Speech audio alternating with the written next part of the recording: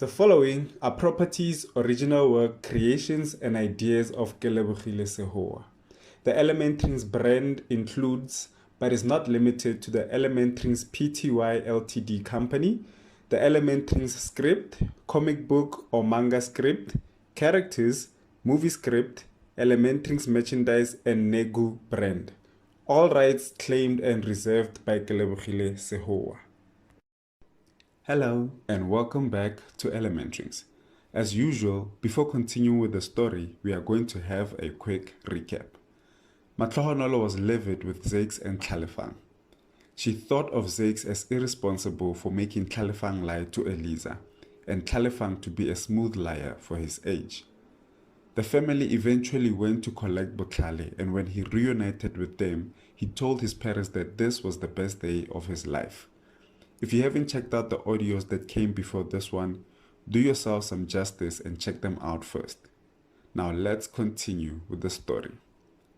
The family eventually make it to the photo booth to take the pictures.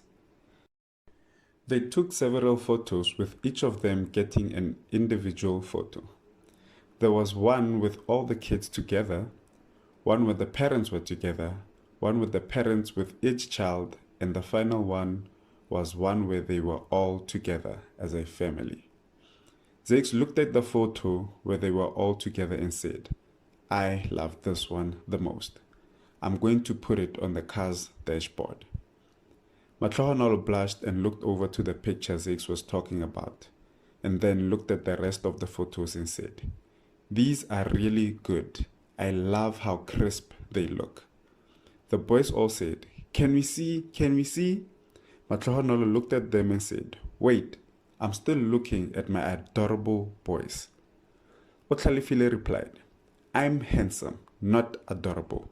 Adorable is for babies." This caused everyone to laugh. Matlohonolo then replied, "Okay, Mr. Handsome, here are the pictures you requested." Otlalifile took the pictures and he looked at them with his big brothers. "You two look funny. If I didn't know any better, I'd say you look like cartoons."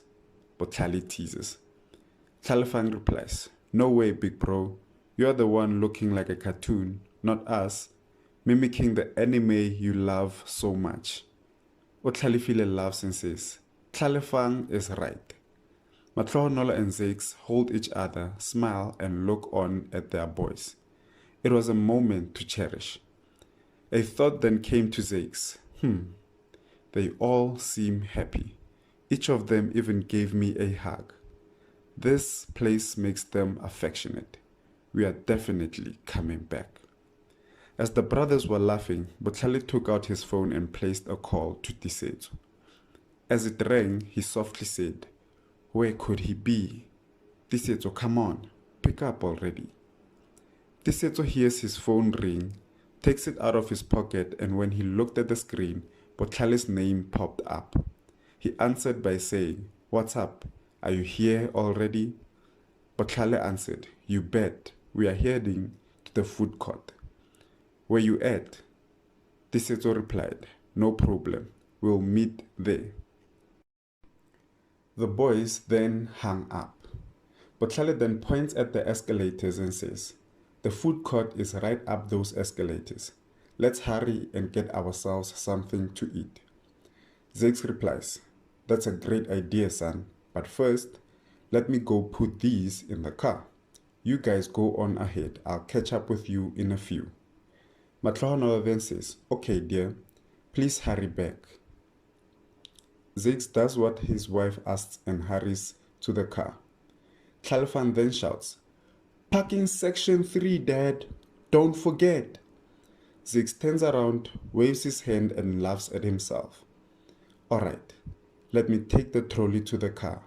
Food courts are usually packed on Fridays, and we wouldn't have been able to maneuver around freely up there." The family makes it to the escalators and make their way up to the food court. "Mom, look at all these restaurants.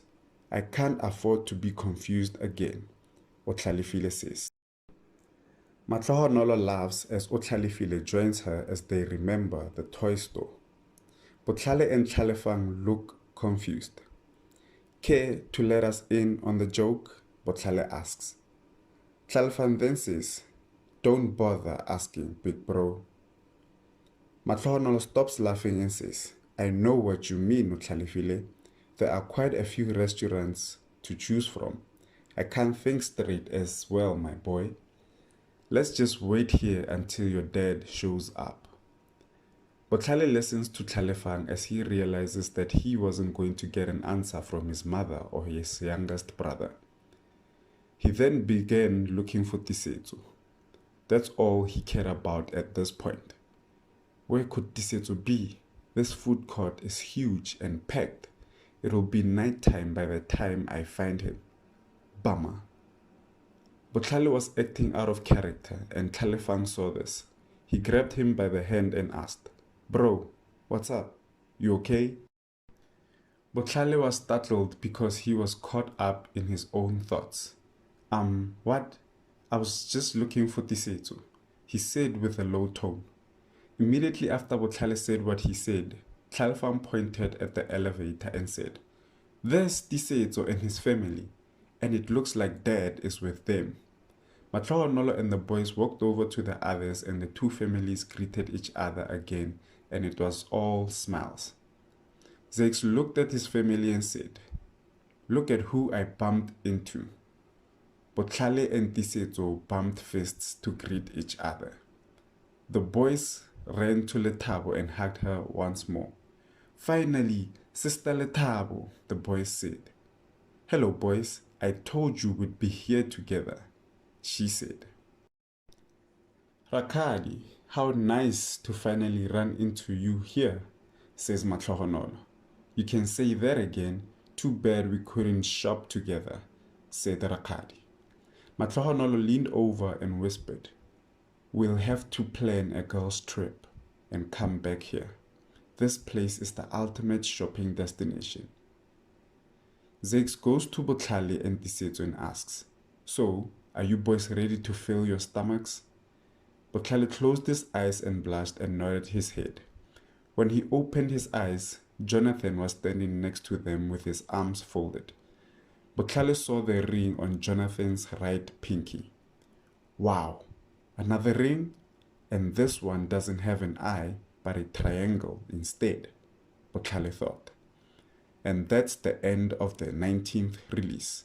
As you all heard, the family took pictures as they were making their way to the food court.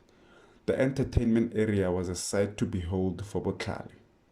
Later, the families of Botlhale and Tisetso bumped into one another, and just like they were before they came to mainland, they were happy to see each other. Don't forget to comment, discuss, like, share, subscribe, and view. Thanks for tuning in, and bye for now.